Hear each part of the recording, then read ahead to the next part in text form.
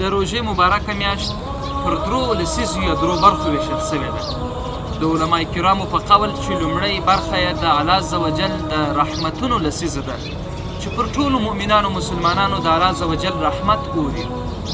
دوهمه لسیزه د مغفرت لسیزه ده. ټولو هغو انسانانو ته مغفرت اعلانیږي چې په بسته یوه کال کې ګناهونه کړي وي، تېروتنې ځینې سوي وي، دا خلک بخښل کېږي.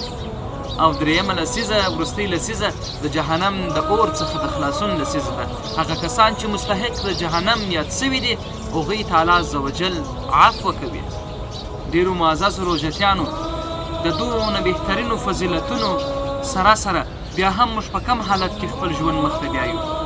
راځئ د الله عز وجل د رحمتونو څخه ځانونه برخمن کړو، راځئ د الله عز وجل د مغفرت څخه ځان برخمن کړو، او که خدای ناخواسته د جهنم مستحق ګرځېدلي یو، نن یې وخت دی چې د الله عز وجل څخه عفو و بخښنه وغواړو او په هغه لیست کې زموږ نومان هم ور شامل سي چې الله عز وجل انسانان د جهنم د اوره څخه خلاصوي.